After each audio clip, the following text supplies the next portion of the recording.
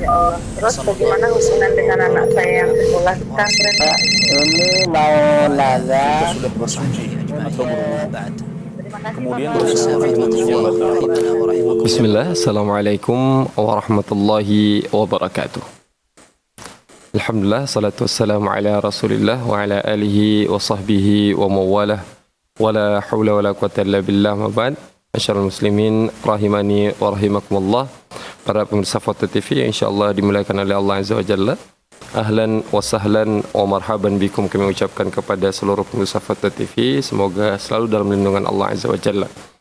Ya, alhamdulillah senang sekali rasanya masih diberikan kesempatan oleh Allah untuk kemudian bisa bertegur sapa kembali melalui program live interaktif Foto TV. Insyaallah pada kesempatan kali ini kita akan bersama Ustaz Iqbal Gunawan Fidallah Ta'ala dan dengan tema menjaga iman. Jadi bagi para pemirsa, nantinya kita akan membahas atau kita akan membuka layanan live interaktif Foto TV untuk kemudian bagi para pemirsa kami berikan kesempatan untuk bisa bertanya langsung kepada Ustaz Dr. Iqbal Gunawan tentang menjaga iman. Ya, mungkin sebelum kita mulai memasuki program live interaktif kita pada kesempatan kali ini, kita akan menyapa terlebih dahulu Al-Ustaz Dr. Iqbal Gunawan yang telah terhubung dengan kita melalui siaran telekonferensi di kediaman beliau Sulawesi Selatan, Kota Maros. Ya, mari sama-sama kita sapa beliau terlebih dahulu. Assalamualaikum warahmatullahi wabarakatuh, Ustaz. Waalaikumsalam warahmatullahi wabarakatuh. Bagaimana kabarnya, Ustaz? Sehat, Ustaz ya? Alhamdulillah. Mana teman-teman sehat ya semuanya? Alhamdulillah sehat semuanya, Ustaz. Semoga bisa terus membersamai para pemirsa juga hari ini, Ustaz. Dan amin, kita meminta kesediaan Ustaz nantinya untuk kemudian menjawab pertanyaan-pertanyaan para pemirsa Foto TV tentunya, Ustaz. Insyaallah, semoga dimudahkan. Syukran jazakumullah khair atas kesediaannya. Dan ya, ada beberapa hal yang ingin kami sampaikan juga kepada para pemirsa Foto TV, bahwasanya program live interaktif Foto TV memungkinkan bagi para pemirsa bertanya langsung dengan cara menghubungi nomor layanan live interaktif Foto TV di 0821 7000 6087. Kami ulangi sekali lagi, bagi para pemirsa yang ingin bertanya langsung kepada Ustaz Dr. Iqbal Gunawan, tentunya dengan tema yang telah kita tentukan yaitu menjaga iman, bisa menghubungi nomor layanan kami di 0821 7000 6087. Dan nomor tersebut hanya kami terima melalui siaran WhatsApp call. Syukran jazakumullahu khairan. Tapi kemudian kami juga ingin mengajak kembali para pemirsa Foto TV untuk bisa berjuang bersama kami menyebarkan dakwah Islam ini melalui rekening aktif yang bisa Anda saksikan di layar kaca televisi Anda semuanya.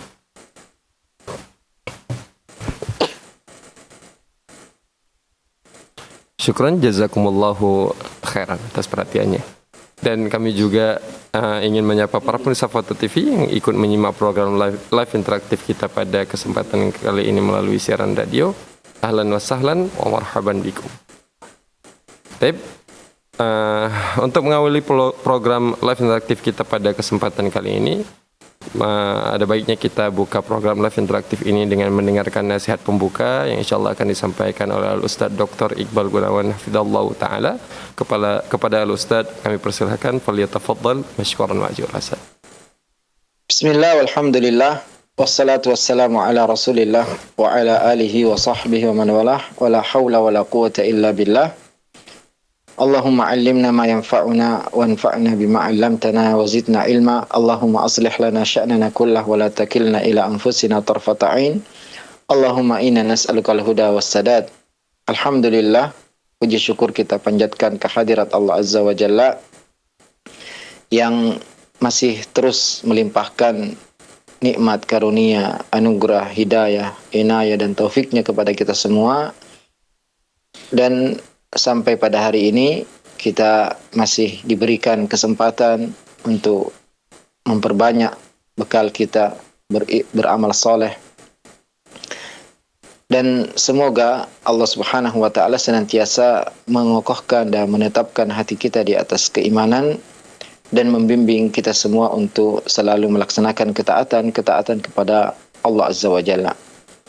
Pemirsa Fatwa TV, kaum muslimin dan muslimat dimanapun Anda berada, ketahuilah bahwasanya hati yang ada di jiwa kita semua itu sama dengan badan yang perlu untuk selalu kita jaga, perlu untuk selalu kita perhatikan, perlu untuk selalu kita bersihkan.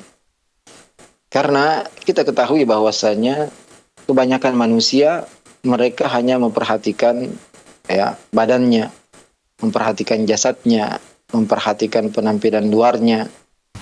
Mereka berusaha untuk memberi gizi yang cukup bagi tubuhnya, berolahraga, dan mengeluarkan harta mereka yang banyak untuk menjaga penampilan fisik mereka. Dan tentunya ini bukan sesuatu yang terlarang, karena kita diperintahkan untuk menjaga kesehatan kita dan juga memperindah penampilan kita. Namun yang disayangkan, banyak dari manusia mereka tidak mencurahkan usaha yang sama untuk memelihara hati mereka, untuk menjaga hati mereka, membersihkan dan menyehatkan hati mereka, sehingga mereka hanya memperhatikan penampilan luar, adapun hatinya, jiwanya itu jarang untuk diperhatikan. Seandainya mereka mencurahkan usaha mereka, meskipun tidak mungkin sebanyak mereka memperhatikan tubuh mereka, jasad mereka, maka tentunya ini akan sangat bermanfaat. Karena ketahuilah bahwasanya Allah Azza wa Jalla justru memperhatikan, melihat hati kita. Dan kita semua diperintahkan untuk selalu membersihkan jiwa dan hati kita. Inilah yang Allah Subhanahu wa taala lihat dari diri kita. Inilah yang Allah perhatikan. Dan disinilah atau di hatilah inti kebahagiaan dan kesengsaraan seorang manusia. Allah Azza wa Jalla berfirman, "Qad aflaha man zakkaha wa qad khaba man dassaha." Beruntunglah orang yang mensucikan dan membersihkan hatinya, dan merugilah orang yang mengotorinya dengan kemaksiatan. Juga Nabi SAW bersabda, "Innallaha la yanzuru ila ajsaikum." Sungguhnya Allah tidak melihat kepada tubuh-tubuh kalian. Walakin yanzur wala ila suwarikum, tidak kepada penampilan kalian. Walakin yanzuru ila qulubikum wa a'malikum. Tapi Allah memperhatikan hati-hati dan amalan kalian. Maka siapapun yang ingin meraih kebahagiaan yang hakiki, dia harus selalu mencurahkan perhatiannya untuk membersihkan hatinya, membersihkan jiwanya. Dan sebaliknya dia harus berhati-hati dari terjatuh kepada kekotoran jiwa dengan bermaksiat kepada Allah Azza wa Jalla. Jadi ini pesan sebelum kita mulai tanya jawab kita live interaktif, mari kita untuk mencurahkan perhatian kita kepada jiwa kita, kepada hati kita, bagaimana kita selalu yang perhatikan, membersihkan, mensucikan. Tentunya dengan apa? Dengan zikir, dengan membaca Al-Quran, dengan memperpanjang salat, memperbanyak doa kepada Allah Azza wa Jalla. Terutama di zaman yang penuh syubhat dan syahwat seperti ini, tentunya untuk bisa bertahan di atas keimanan, kokoh di atas ketakwaan, kita harus selalu membentengi hati kita dari segala kotoran-kotoran syubhat dan syahwat. Nah, barakallahu fikum. Tafadhalah. Fiikum barakallah. Syukran jazakumullah khairan atas nasihat pembukanya.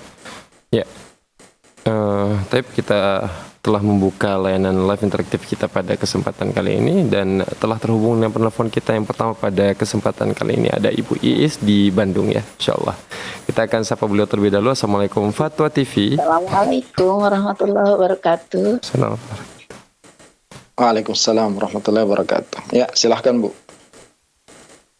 Izin bertanya Ustadz, karena saya tuh takut terjerumus kepada kebidahan, terus saya pengen tahu apa saja yang cirinya ahlul bid'ah itu. Terus yang kedua, bolehkah orang itu menerima amplop dari calon-calon yang ingin jadi pemimpin? Jazakallah khairan. Assalamualaikum warahmatullahi wabarakatuh. Ya, ini pertanyaan yang penting ya dan sangat bagus, menunjukkan semangat ya yang bertanya untuk mengikuti sunnah Nabi Sallallahu Alaihi Wasallam, karena kita semua diperintahkan, dipesan oleh Nabi SAW ya, alaikum bisunnati wa sunnatil khulafa'ir rasyidin, hendaklah kalian berpegang teguh dengan sunnahku dan sunnah para khulafa'ir rasyidin. Ya, juga dalam Al-Quran tentunya Allah Ta'ala berfirman, Qul in kuntum tuhibbunallaha fattabi'uni. Katakanlah jika kalian benar-benar cinta kepada Allah, maka ya ikutilah aku. Ini tanda kecintaan kepada Allah Azza wa Jalla.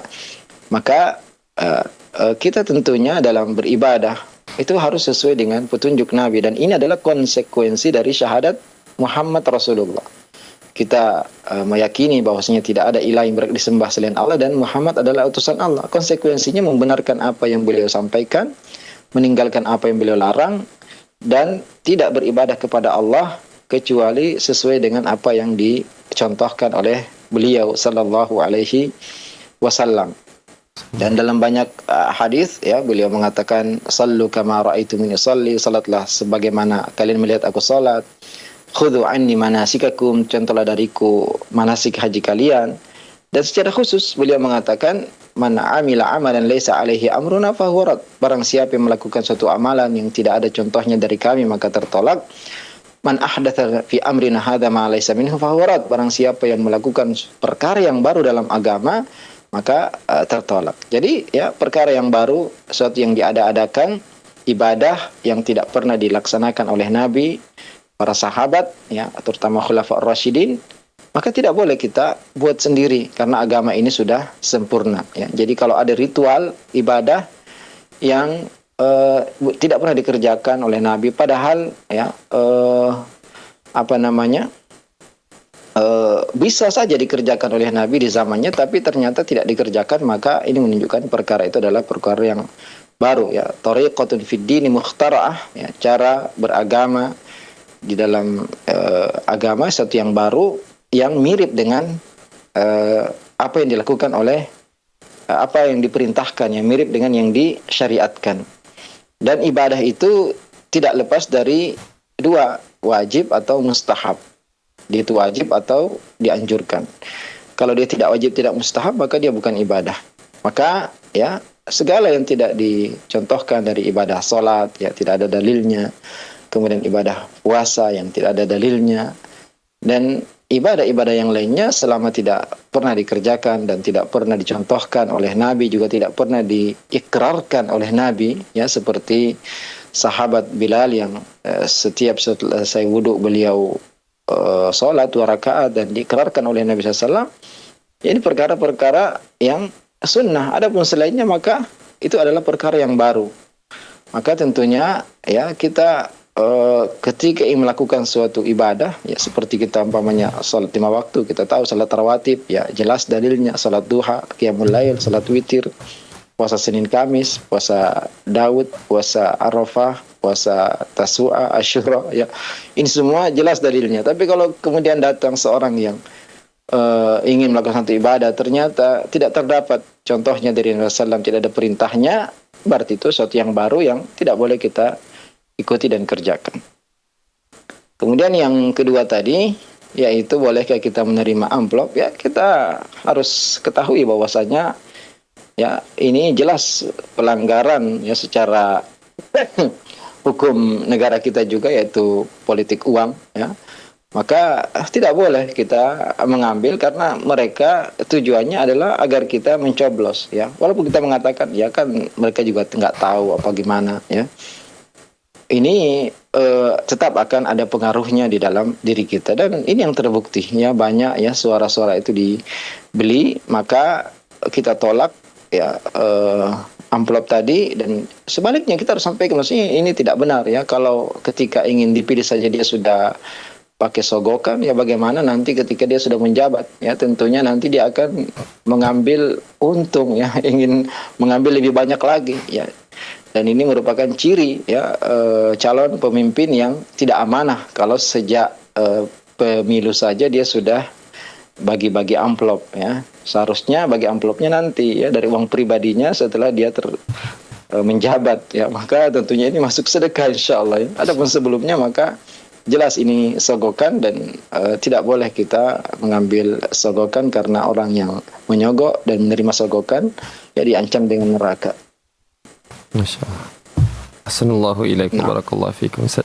Syukran jazakumullah khairan atas jawabannya, dan kami juga ucapkan syukran jazakumullah khairan kepada Ibu Iis dari Bandung atas kebersamaannya, Masya Allah.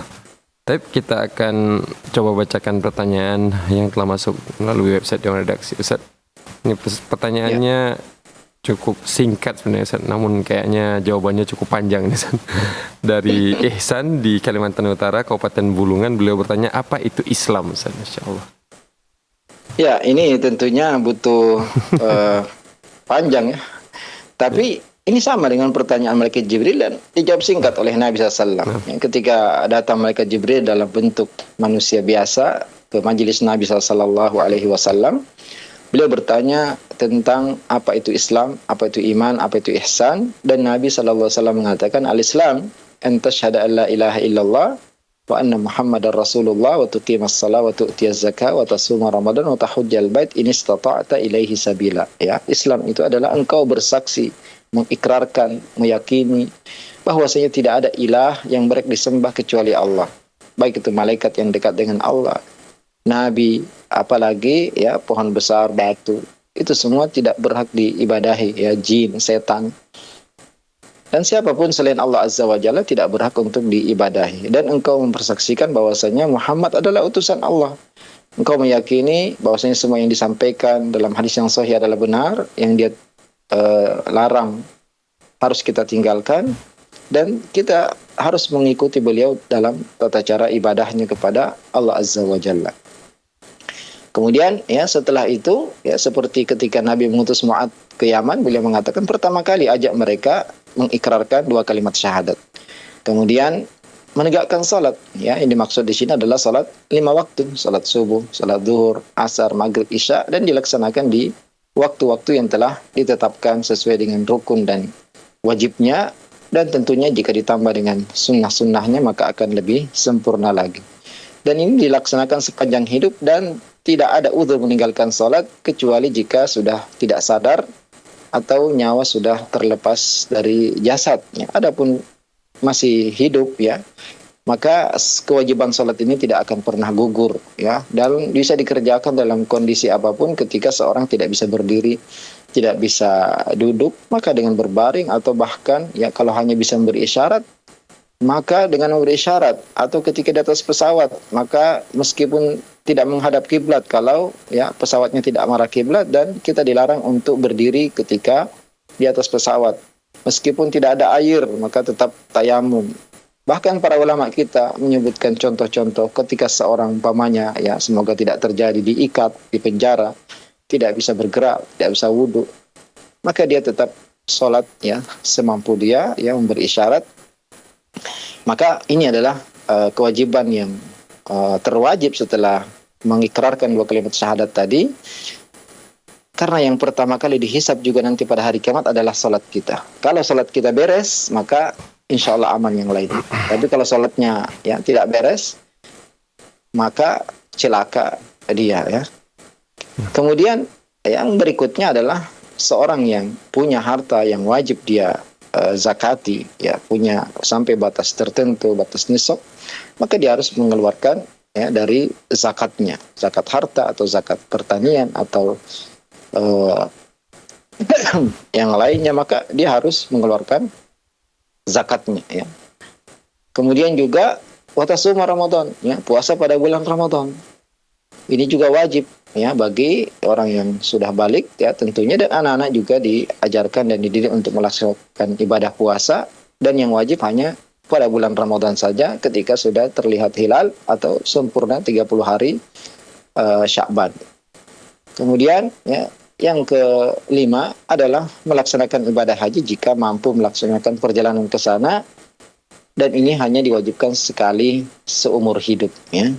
Jadi tingkatan rukun iman ini sesuai dengan urutannya. Yang paling pertama yaitu 2 kalimat syahadat tidak akan diterima seorang kecuali dia mengikrarkan 2 kalimat ini ya. Kemudian kewajiban setelah ini sholat 5 waktu sehari semalam, zakat yang hanya wajib ya dalam setahun, zakat harta atau zakat pertanian ketika dipanen, dan ibadah puasa yang hanya sebulan dalam setahun, dan ibadah haji yang hanya orang mampu itu pun hanya sekali seumur hidup. Tentu ada kewajiban lain dalam Islam. Ya, ini hanya rukun-rukun Islam.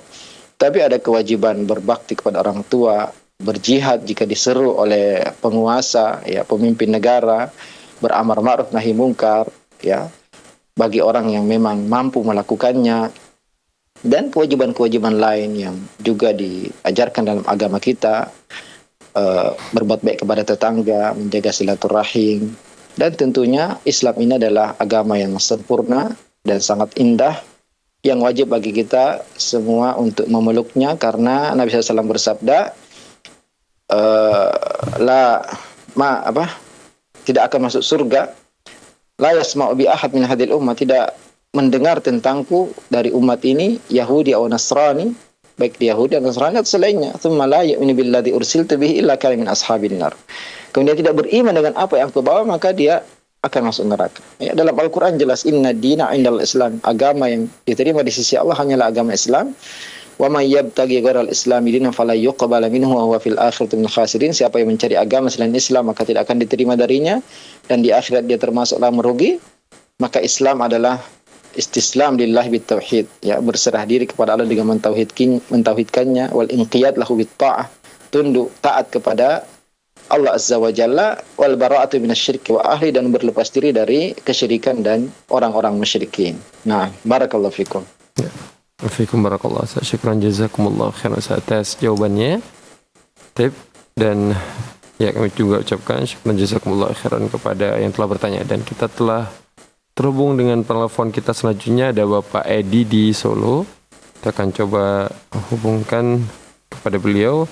Bismillah. Assalamualaikum. Fatwa TV. Assalamualaikum Ustadz. Assalamualaikum. Waalaikumsalam warahmatullahi wabarakatuh. Ya, silahkan. Izin bertanya Ustadz, silakan, Pak. Bagaimana sikap kami jika kami sebagai Dewan Kemakmuran Masjid Seksi Dakwah diminta oleh Ketua DKM Masjid untuk mengundang Ustadz ahli bid'ah. Jika tidak dipenuhi, Ketua DKM tersebut mengintimidasi pengurus yang lain. Syukron atas jawabannya. Jazakumullah khairan katsira. Waalaikumsalam. Terima kasih banyak atas kebersamaannya. Assalamualaikum warahmatullahi wabarakatuh. Ya tentunya, ya saya rasa kita sepakat ya kalau dia betul-betul adalah seorang ahli bidah, apalagi dia Syiah umpamanya, penganut sekte Syiah, atau orang yang berpikiran Jahmiyah, Mu'tazilah, ya ini tentunya tidak boleh. Wa ta'awanu 'alal birri wat taqwa wa la ta'awanu 'alal itsmi wal 'udwan. Tolong menolonglah dalam kebaikan dan takwa, dan jangan tolong menolong dalam permusuhan, ya, dan perbuatan dosa. Maka tentunya ya kita menasihati dengan baik pengurus masjid yang lain, dan tentunya dengan cara yang hikmah, ya, karena banyak di antara kaum muslimin sebenarnya mereka mau menerima kebenaran, tapi terkadang cara kita dalam menyampaikan mungkin kurang hikmah, ya, sehingga perlu kita untuk memperbaiki ya cara kita dalam menyampaikan ayat-ayat tadi seperti kita baca, qul in kuntum tuhibbunallaha fattabi'uni, ya, mencintai Allah itu adalah dengan mengikuti Nabi sallallahu alaihi wasallam. Dan juga Nabi sabda, barang siapa melakukan amalan yang tidak ada contohnya dari kami maka tertolak. Kita berusaha untuk mendatangkan ayat-ayat Al-Quran, hadis-hadis Nabi sallallahu alaihi wasallam, dan kewajiban kita hanya menyampaikan. Kalau tidak diterima maka itu bukan tanggung jawab kita, ya. Kita hanya menyampaikan, dan kalau itu ditolak maka kita tidak perlu marah, tidak perlu jengkel, kita tetap mendoakan, kita berusaha untuk tetap mendakwahi sebagaimana dahulu para anbiya. Mereka diancam untuk dibunuh, mereka diusir, mereka diintimidasi, dan memang ya itulah sunnatullah orang yang beramar ma'ruf nahi mungkar. Maka pertama dia butuh ilmu, kemudian dia mengamalkan apa yang dia pelajari, dan dia harus mengajak orang lain untuk mengikuti kebenaran yang dia ketahui, ya tentunya dengan cara yang bijaksana, dan yang terakhir dia harus bersabar. Bersabar ketika belajar, bersabar ketika mengamalkan, dan bersabar ketika mengajak orang lain. Karena ya surga itu tidak mudah, ya. Surga itu mahal, dan untuk masuk ke sana butuh perjuangan, butuh kesabaran. Ketika kita mengajak orang lain ternyata kita ditolak atau diintimidasi, maka ini konsekuensi dan risiko. Tapi kita juga harus introspeksi, apakah cara kita yang salah, apakah kita belum sampaikan dalilnya, apakah kita belum datangkan perkataan ulama, ya, sehingga kita berusaha terus memperbaiki diri kita dan mendoakan orang-orang yang ada di sekitar kita, orang-orang yang kita dakwahi agar juga mendapatkan hidayah Allah Azza wa Jalla. Barakallahu fikum. Ya, wafikum barakallah Ustaz. Assalamualaikum warahmatullahi fikum. Ya, kami ucapkan juga terima kasih banyak kepada Pak Edi dari Solo atas kebersamaannya. Tapi ya, sepertinya masih belum ada penelpon selanjutnya. Kita akan coba optimalkan waktu untuk membacakan pertanyaan dari website dan redaksi. Ada pertanyaan dari Sugit. Mohon maaf maksud kami, ada pertanyaan dari Sigit Budi Setiawan di Banten, Kota Tangerang. Beliau bertanya, Bismillah, qadarullah hampir 2 bulan yang lalu anak kehilangan anak kedua di usia 22 bulan karena tertabrak mobil dan meninggal di tempat, Ustaz. Ada beberapa hal yang ingin Anda tanyakan. Yang pertama, apakah saat sakaratul maut anak-anak seperti orang yang mati syahid yang tidak merasakan sakit, Ustaz? Kemudian apakah yang menabrak berdosa karena menyebabkan anak-anak meninggal? Kemudian pertanyaan yang ketiga, apakah anak berdosa, Ustaz, karena sering menangis saat teringat anak, terutama saat sedang sholat, Ustaz? Syukran, jazakallahu khair. Waalaikumsalam warahmatullahi wabarakatuh. Tentunya kalau kita mendapatkan musibah, maka kita mengatakan innalillahi wa inna ilaihi raji'un. Karena tanda kebahagiaan itu ada 3. Ketika mendapatkan nikmat, kita mengatakan alhamdulillah, kita puji Allah, kita syukuri nikmat tersebut. Kita mendapatkan musibah, kita sabar dan mengucapkan kata-kata yang baik. Innalillahi wa inna ilaihi raji'un. Innalillahi ma akhad. Allahumma ajurni fi musibati wa akhluf li khairan minha. Ini doa-doa yang diajarkan oleh Nabi SAW agar kita baca ketika tertimpa musibah. Dan kita harus meyakini bahwasanya tidak ada yang menimpa kita kecuali telah dituliskan untuk kita. Dan apa yang tidak ditakdirkan untuk kita tidak mungkin menimpa kita dan tidak mungkin kita dapatkan. Maka dengan beriman kepada takdir ini akan meringankan musibah yang kita dapatkan.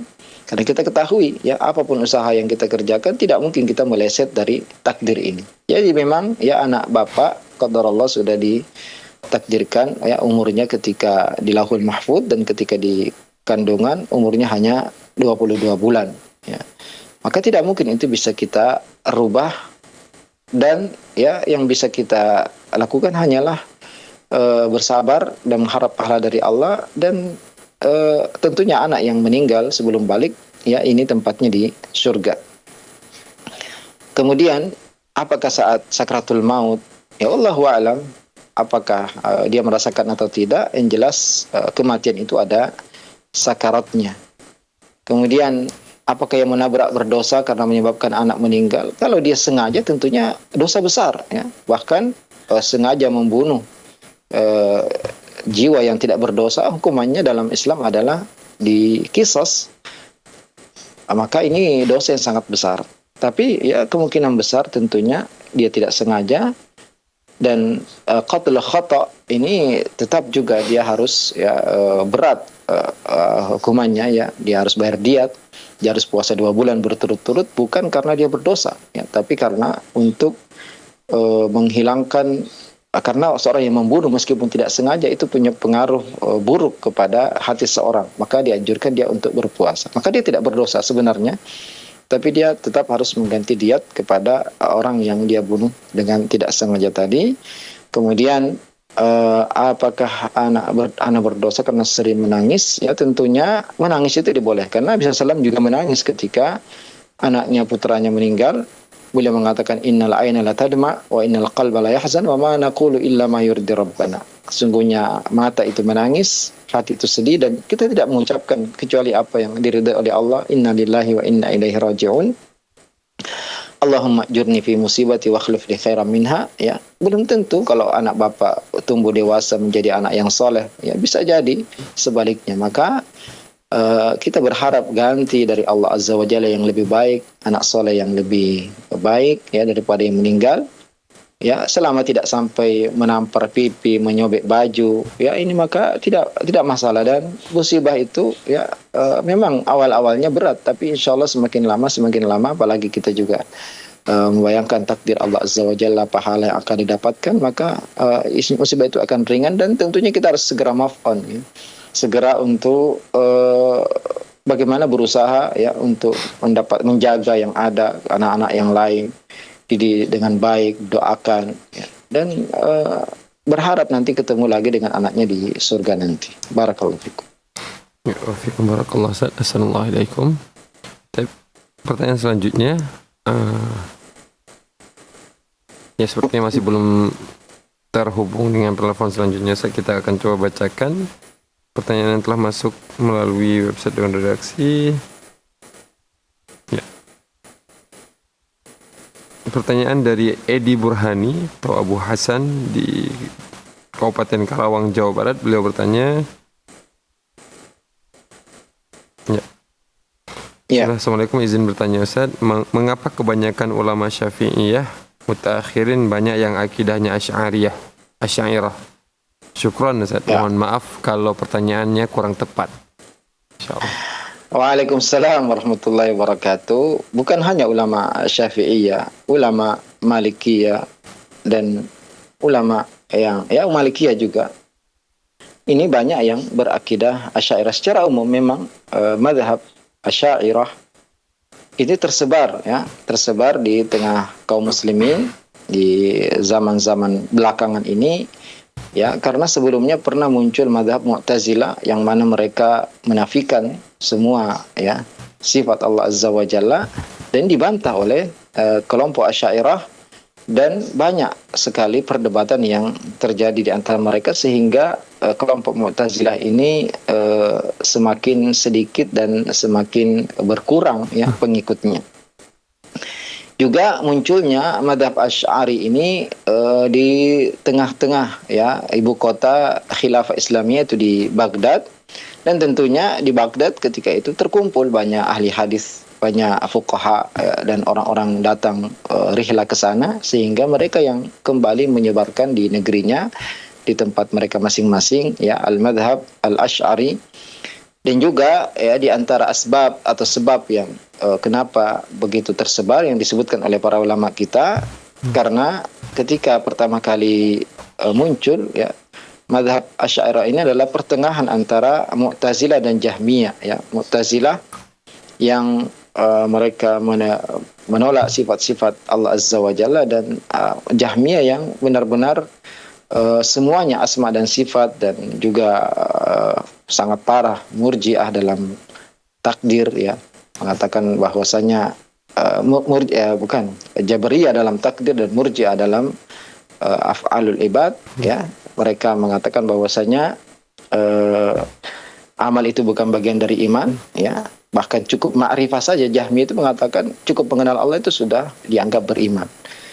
Nah, dan datang Asy'ariyah di menengahi, maka ini diantara juga sebab kenapa al-Asy'ariyah ini tersebar di tengah-tengah kaum muslimin. Juga karena kejahilan terhadap mazhab salaf ya, dan banyak juga disebarkan bahwasanya mazhab salaf itu atau mazhab ahlul hadis itu atau sahabat itu ahlul hadis ahlus sunnah itu Asy'ariyah, Maturidiyah dan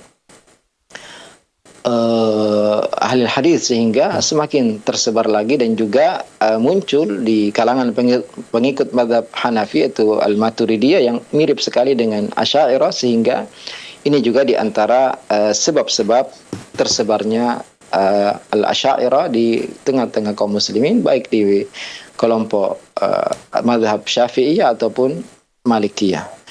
Dan tentunya ya mazhab yang harus kita adalah mazhab Muhammad sallallahu alaihi wasallam, mazhab sahabatnya. Karena Nabi SAW mengatakan ya yang selamat itu adalah ma ana alaihi al-yawma ashabi, alaikum bi sunnati wa sunnatil khulafa'ir rasyidin.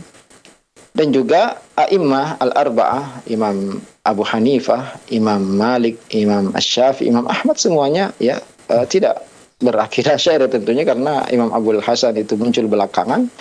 Maka tentunya ya yang terbaik adalah mengikuti apa yang diyakini oleh para salaf sejak dahulu dan dituliskan oleh ulama kita dengan sanadnya di buku-buku akidah yang disebutkan lengkap dengan sanadnya, dan inilah yang wajib kita ikuti, yaitu apa yang telah diyakini oleh Nabi, para sahabat, tabi'in, tabi'ut tabi'in, bukan akidah yang baru muncul belakangan. Barakallahu fikum. Waalaikumsalam barakallah. Syukran jazakumullah khairan Ustaz atas jawabannya.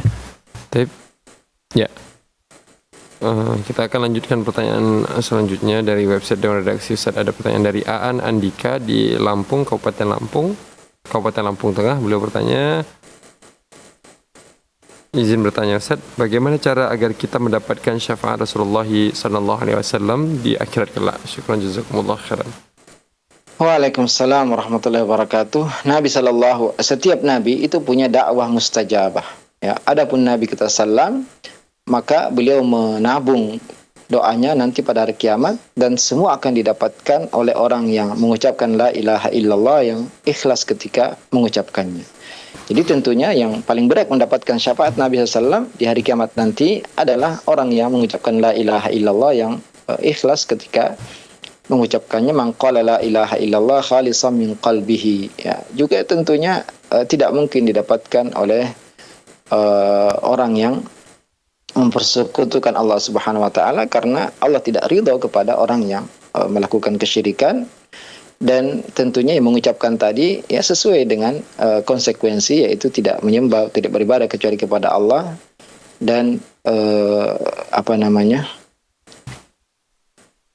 berlepas diri dari semua kesyirikan. Ya, maka tentunya barang siapa yang ingin mendapatkan syafaat, dan ini juga janji dari Allah Azza wa Jalla dalam hadits qudsi, man laqiyani la yusyriku bi syai'an laqituhu bi qurab man laqiya Allah bi qurabil ardi khataya. Siapa yang datang membawa sepenuh bumi dosa, maka Allah, dan tidak mempersekutukan Allah Subhanahu wa taala, maka akan dibawakan sebanyak itu pula ampunan. Makanya yang paling penting jaga ya, jangan sampai kita terjatuh kepada kesyirikan besar dan kecil. Di antara doanya kita mengatakan Allahumma inni a'udzubika an usyrika bika syai'un a'lam wa astaghfiruka lima la a'lam. Dan juga tentunya tidak berbuat bid'ah ya, karena Nabi SAW ya berpesan kepada kita untuk selalu mengikuti beliau, dan orang-orang yang diusir dari telaga beliau adalah orang-orang yang berbuat ya perkara-perkara yang baru sepeninggal beliau. Jadi tentunya ya agar mendapatkan syafaat beliau, kita jaga tauhid kita bersihkan, kita rawat, kita keluarkan semua kotoran-kotoran syirik, bid'ah, agar kita menjadi orang-orang yang mendapatkan syafaat Nabi SAW di hari kiamat kelak. Allahumma amin Ustaz. Syukran jazakumullah khairan atas jawabannya. Tip, pertanyaan selanjutnya dari kita telah terhubung ternyata Ustaz dengan penelpon. Kita akan coba sapa beliau terlebih dahulu. Ada Bapak Burhan di Lampung. Ya, Assalamualaikum Fatwa TV.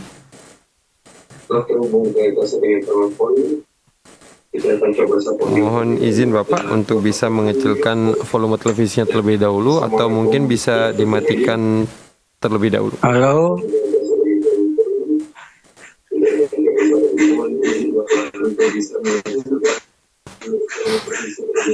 Ya, silakan Bapak. Halo. Ya, silakan Bapak. Pertanyaannya. Halo. Ya, halo Bapak. Silakan. Masya Allah. Sepertinya terputus dengan penanya. Kita akan bacakan untuk mengoptimalkan waktu, kita akan bacakan pertanyaan dari website kembali Ustaz. Insya Allah tersambung kembali. Assalamualaikum. Ya, waalaikumsalam warahmatullahi wabarakatuh. Dengan Bapak Burhan di Lampung ya. Assalamualaikum. Waalaikumsalam warahmatullahi wabarakatuh. Persilakan Bapak pertanyaannya. Halo, assalamualaikum. Waalaikumsalam Bapak. Silakan Bapak pertanyaannya. Assalamualaikum. Waalaikumsalam warahmatullahi wabarakatuh. Silakan Bapak pertanyaannya. Assalamualaikum Pak Ustaz. Waalaikumsalam Bapak. Jauh dari TV-nya kayaknya. Ya, Bapak. Tadi, ya.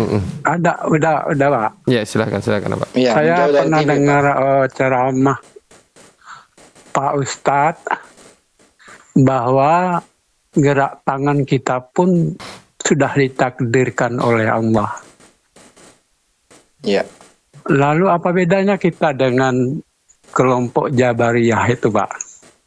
ya, Kalau kita sudah ditetapkan misalnya masuk neraka, mudah-mudahan kita tidak, begitu ya Pak ya. ya. Kalau sudah ditetapkan begitu, lalu gunanya Rasul diutus, bagaimana itu?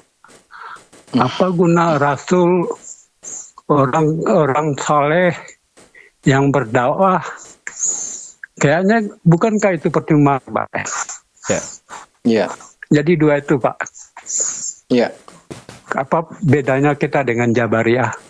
ya, bagus. Lalu Sudah. kenapa kok diutus Rasul kalau dulu sudah ditetapkan gitu, Pak?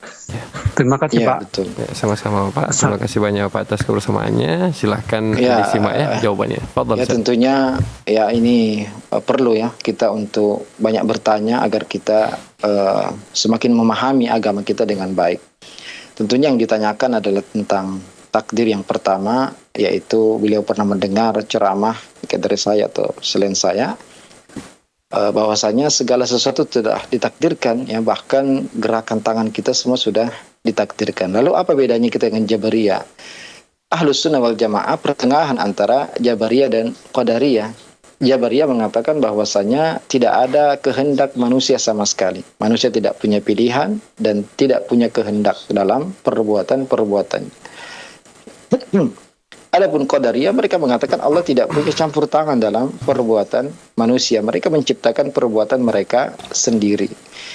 Mereka sholat, maksiat itu mereka sendiri yang mengerjakan, dan Allah tidak menentukan, tidak campur tangan dalam perbuatan manusia. Ahlus Sunnah wal Jamaah pertengahan di antara dua kelompok ini. Ahlus Sunnah mengatakan bahwasanya kita punya kehendak dan Allah punya kehendak. Tapi kehendak manusia tidak lepas dari kehendak Allah Azza wa Jalla. Jadi ya saya ulangi lagi, Qadariyah mengatakan Allah tidak punya campur tangan dalam perbuatan makhluk. Adapun Jabariyah mengatakan makhluk tidak punya kehendak sama sekali. Ahlus Sunnah pertengahan mengatakan Allah yang mentakdirkan dan manusia juga punya kehendak, tapi kehendak manusia tidak bisa lepas dari kehendak Allah Azza wa Jalla. Dan ini juga sudah pernah ditanyakan oleh para sahabat, ya, kalau seorang sudah ditentukan di surga atau di neraka, maka untuk apa kita beramal? Kata Nabi SAW, i'malu fa kullu muyassarun lima khuliqalah. Beramallah, bekerjalah, berusahalah, dan semua akan dimudahkan untuk apa dia diciptakan. Kalau dia diciptakan untuk menjadi orang bahagia, dimudahkan untuk mengerjakan amalan orang berbahagia. Kalau dia ditakdirkan di neraka, dituliskan di neraka, maka akan dimudahkan untuk melakukan amalan penduduk neraka. Dan Allah Subhanahu wa taala tidak menzalimi siapapun. Seorang yang melakukan dosa itu karena kehendaknya, karena keinginannya, meskipun tidak lepas dari takdir Allah Azza wa Jalla. Adapun ya setelah itu, maka Allah tidak ditanya apa yang Allah kerjakan, dan kita yang akan ditanya. La yus'alu amma yaf'al wa hum yus'alun. Dan kita tidak harus mengetahui apa hikmah Allah Azza wa Jalla dalam perbuatan-perbuatannya, apa semua hikmah Allah. Dan kita harus yakin bahwasanya pasti Allah ya bijaksana dalam semua takdir dan keputusannya. Dan kita boleh berdoa kepada Allah untuk menjadikan semua takdir kita baik. Dan kita tidak mengetahui apakah kita ini di neraka atau di surga, maka kita berusaha untuk masuk surga, beramal dengan amalan ahli surga. Sebagaimana ya dalam perkara dunia, ya kita tidak diam saja. Kalau Allah takdirkan saya kenyang, maka kenyang. Kenapa kita makan? Ya, kenapa kita minum kalau kehausan? Karena kita ingin kenyang, kita ingin sehat, kita berusaha untuk menjaga kesehatan kita. Meskipun ya tetap saja ada orang yang sudah berusaha menjaga kesehatannya, tapi kalau yang ditakdirkan sakit, maka sakit. Ada juga yang mungkin santai-santai aja, tapi ternyata dia tidak sakit-sakit. Ya, tentu semua ada hikmah di balik semuanya, dan kita tidak tahu apa takdir kita. Maka ya kita tetap harus beramal, berdoa, dan meminta kepada Allah semoga menjadikan semua takdir kita baik. Ya, poinnya apa bedanya dengan Jabariyah? Jabariyah mengatakan manusia tidak punya kehendak. Semua gerakan manusia, kata Jabariyah, sama dengan daun yang ditiup angin, atau seperti orang yang gemetar atau orang yang terjatuh. Siapa yang ingin jatuh? Tidak ada. Tapi kata Jabariyah, gerakan manusia seperti itu. Mereka tidak punya kehendak sama sekali. Adapun Ahlus Sunnah menetapkan kehendak manusia, ya. Wa ma tasya'una illa ayyasha Allah. Liman sya'a minkum ayastaqim, ya. Banyak ayat-ayat yang menjelaskan bahwasanya faman sya'a yakfur, ya, barang siapa yang kufur dan siapa yang ingin beriman falyu'min, ya. Jadi banyak sekali ayat-ayat yang menunjukkan bahwasanya manusia itu punya kehendak, dan kita rasakan sendiri kalau kita ingin sholat atau kita tidak ingin sholat, kita ingin berdiri atau tidak ingin berdiri, ya kita merasakan bahwasanya kita punya kehendak meskipun kehendak itu tidak keluar dari takdir Allah Azza wa Jalla. Dan kenapa diutus para rasul kalau sudah ditentukan? Ya, supaya tidak ada hujah bagi manusia nanti ketika di hadapan Allah Azza wa Jalla. Allah sudah mengutus para rasul, menurunkan kitab, ya, sehingga ketika ditanya nanti pada hari kiamat, bukankah telah datang kepada kalian pemberi peringatan pada Rasul? Mereka mengatakan iya. Tapi ya, orang-orang kafir mengatakan kami tidak menggunakan pendengaran kami dengan baik, akal kami dengan baik, maka masuklah mereka ke dalam neraka. Tidak ada yang bisa berhujjah, beralasan di hadapan Allah karena peringatan sudah datang. Al-Quran sudah dijelaskan, para ulama sudah mendakwahkan.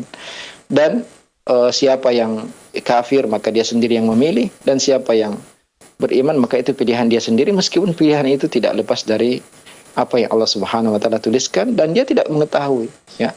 Maka tentunya kita harus meyakini Allah tidak zalim, semua yang Allah kerjakan adalah hikmah baik, ya.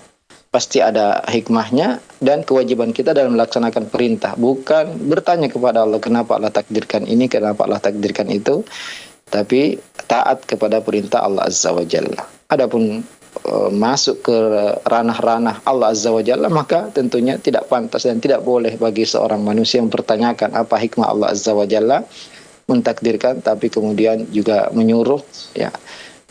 Tapi kita harus yakin bahwasanya tidak lepas, ya, dari kemurahan atau keadilan. Allah tidak mungkin menzalimi siapapun, makanya Allah turunkan kitab, Allah utus para rasul, Allah jelaskan, ya, semua jalan-jalan kebaikan dan jalan-jalan keburukan. Manusia sendiri yang memilih jalan keburukan atau jalan kebaikan. Barakallahu fikum. Fikum barakallah. Syukran jazakumullah khairan atas jawabannya. Baik, kita masih tersisa waktu 5 menit, Ustaz. Bagaimana, Ustaz? Mungkin kita jawab satu pertanyaan lagi. Apakah Ya, memungkinkan, Ustaz? Boleh, ya? Iya. Ya, untuk mungkin closing pertanyaan terakhir kita pada kesempatan kali ini, untuk menjawab pertanyaan dari Ummu Saif di Jawa Barat, Kota Depok. Beliau bertanya, adik Ana sudah menikah lebih dari 5 tahun, tapi masih belum Allah karuniakan anak. Mereka berencana untuk memulai program bayi tabung. Bagaimana hukum bayi tabung menurut syariat, Ustaz? Syukran jazakallah khairan. Waalaikumsalam warahmatullahi wabarakatuh. Alhamdulillah, ya, banyak cara-cara lain yang sebelum bayi tabung, karena tentunya bayi tabung ini dibolehkan oleh para ulama dengan syarat-syarat yang sangat ketat, ya. Tentunya diantara harus, ya, air maninya dari suaminya yang sah, dari pasangan suami istri yang sah, juga sebisa mungkin tidak menampakkan auratnya, dilakukan oleh dokter wanita, dan syarat-syarat lain yang disebutkan oleh para ulama kita yang membolehkan bayi tabung. Tapi sebenarnya banyak usaha lain yang bisa kita lakukan, ya, selain bayi tabung tadi. Berdoa tentunya, ya, seperti doanya Nabi Zakaria, Rabbi la tadharni farda wa anta khairul warithin. Ya, ini doa orang yang mandul, ya, doa orang yang belum dikaruniai anak. Dan saya sendiri dan selain kita juga mengetahui bahwasanya banyak dari pasangan suami istri yang 15 tahun, 10 tahun, 9 tahun atau lebih atau kurang baru kemudian Allah karuniakan anaknya. Saya ketahui ada satu orang yang setelah 10 tahun, ya, dia berangkat haji, sepulang haji, ya, berdoa di Arafah, tentunya istrinya kemudian hamil dengan kembar, ya. Jadi tentunya banyak, ya, dan usaha yang paling baik adalah berdoa, ya, dan doa yang terbaik terkhusus yang belum dikarunia anak adalah doa Nabi Zakaria, Rabbi la tadharni farda wa anta khairul warithin. Diulang-ulang. Juga Allah mengatakan faqul tastaghfiru rabbakum innahu kana ghaffara yursilis samaa 'alaikum midrara wa yumdidukum bi amwali wa banin, ya. Wa yaj'alakum jannati wa yaj'alakum anhara. Kata para ulama kita ketika menjelaskan ayat-ayat tadi, istighfar, ya, perbanyak istighfar agar Allah mudahkan bagi kalian keturunan, ya, harta, turunnya hujan.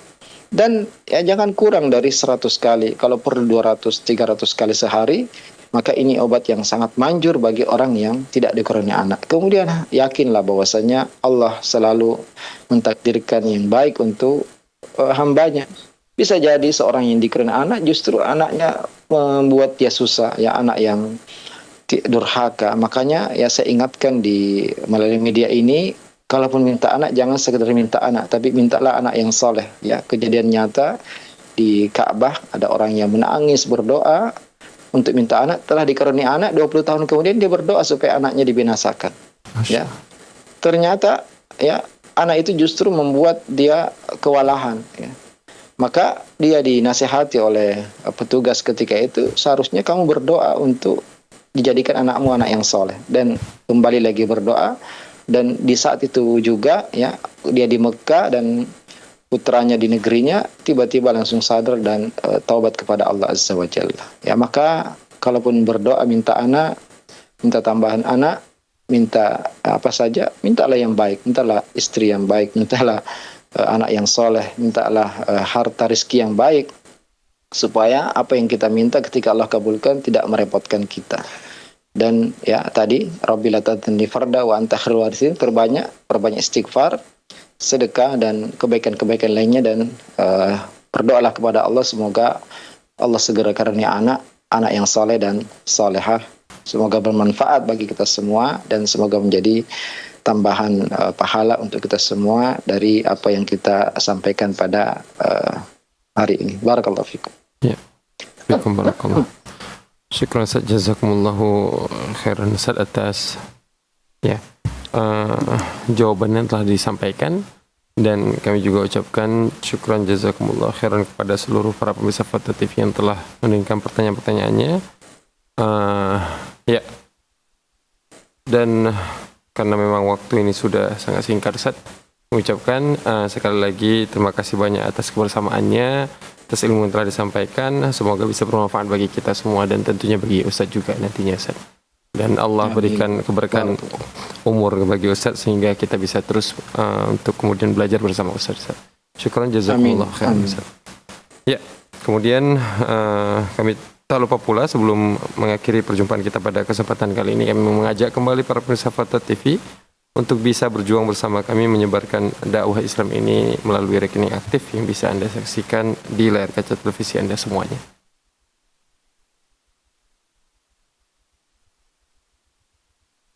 Ya. Syukran. Jazakumullahu khairan. Saya mewakili seluruh kerabat kerja yang bertugas dari studio Fata TV Jakarta pamit undur diri. Wassallallahu ala nabiyina Muhammad. Assalamualaikum warahmatullahi wabarakatuh. Ya Allah. Terus bagaimana hubungan dengan anak saya yang sekolah di pesantren? Sudah bersuci atau belum? Terima kasih, Kemudian Bapak.